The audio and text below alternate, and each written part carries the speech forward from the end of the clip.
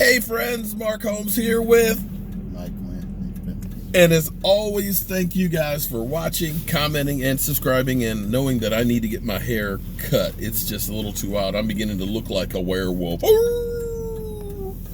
Okay, guys.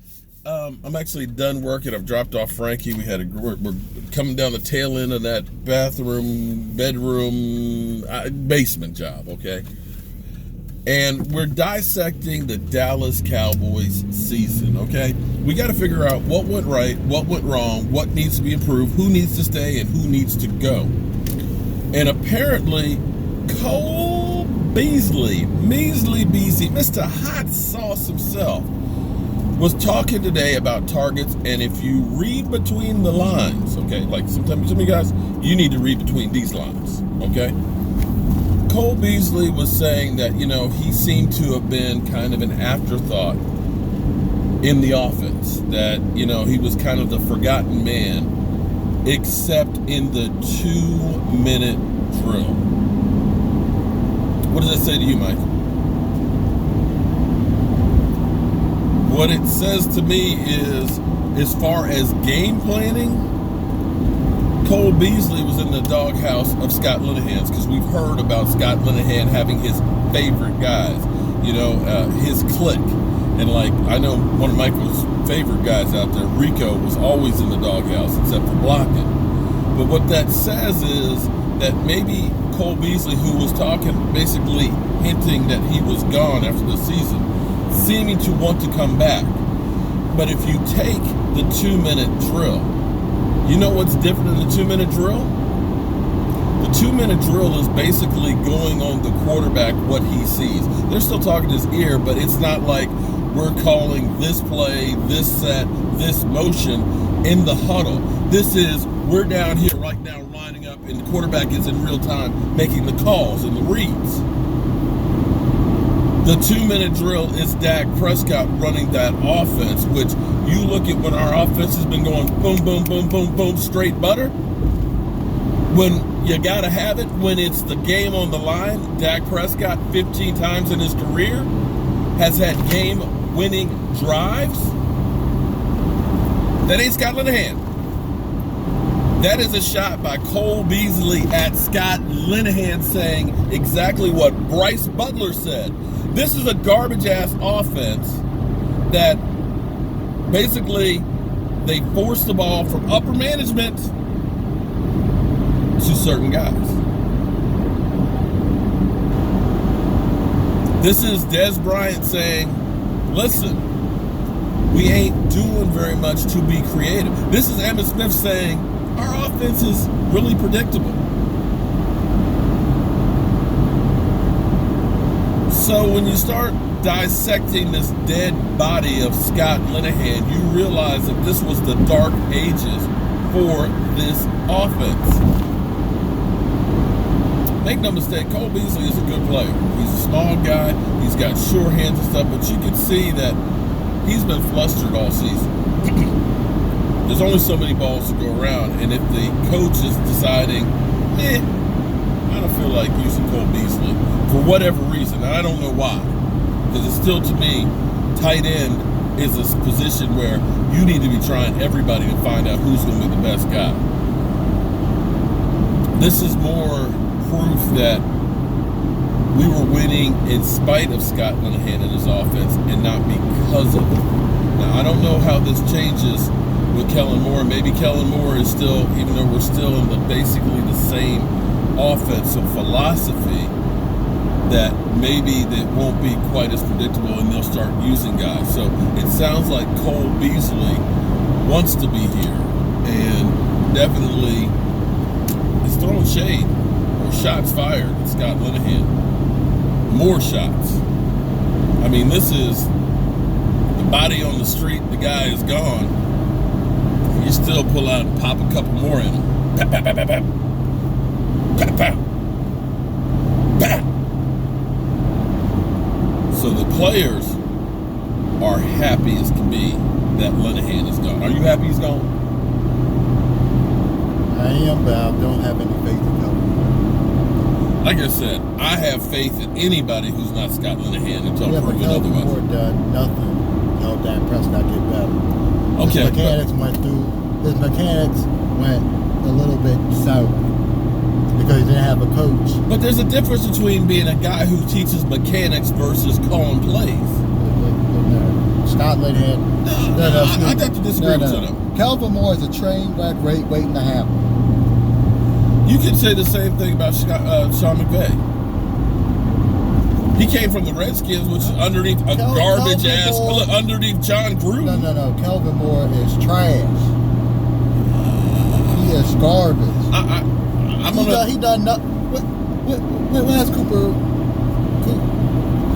Rush learned? Nothing. Oh, but you can't put that. No, hold on. Let's back up now, Mike. Hold on. Nobody has done crap under Jason Garrett and Scott Linehan because those two guys are in charge. You can't say what that. What has Kelvin Moore done to how help much power get did the he have as his first year as a coach? He could at least taught Dak Prescott something. He can only do what the guy above him tells him to do. He has done nothing. And you seen Dak Prescott on the sideline? He does not respect the man. That may be true, but like I said, I don't care what comes out of the man's mouth. I'm happy. I'm looking at him and Dak Prescott, and they're not gelling on the sideline. Maybe one time, and that's when they were winning that one playoff game, and they were actually talking on the sideline. Besides that, nothing. Well, I'm done with him. So are you not wearing cowboy gear now? No. Huh? No. I thought after Scott Linehan was fired that you were going to start wearing cowboy gear again. So you're still protesting. So all next wait. If Calvin Moore is hired as offensive coordinator, you're saying that you will not be wearing Dallas Cowboy gear all next year? Of course not. Okay. I do not like Calvin Moore. But it's not about Calvin Moore, it's about the star in the helmet. And when Jason Garrett gets fired, Calvin Moore's going to be our next head coach. You watch and see. Chris Richard. No, you can book that. Chris Richard will be the next head coach. I would love it for Chris Richard, but it's a Jason Garrett side. No. I'm telling you, what's going to happen is that's why Chris Richard is still sitting there. Jerry Jones had told him, you are head coach in waiting when Jason Garrett stumbles. I'm telling you, the Cowboys like to hire from within. Everybody they hire has some kind of connection to their past. And right now you got Chris Richard sitting right there. He's the bullet in the chamber ready to get fired, or to fire when Jason Garrett gets fired. It won't be Kellen Moore. Oh, I don't think you're right. How many times am I wrong? I'm looking at it this way. That's not the question. Jason Garrett was a quarterback's coach, then got hired as the offense coordinator, now is head coach, who's on the hot seat. And I say that's going off with Kellen Moore. He was quarterback's coach, who didn't bust a break, now he's going to be the offense coordinator, he's going to be head coach. Well, typically what happens, though, is when a coach is fired, you go in the exact opposite direction. You have guys that are disciplinarian coaches, right? And when they fire him, they get a player-friendly coach. What happened when Wade Phillips got fired? Jason Garrett became head coach. Yeah, because that was I get that, but you know what? I'm just looking at the past. I'm going to tell you where.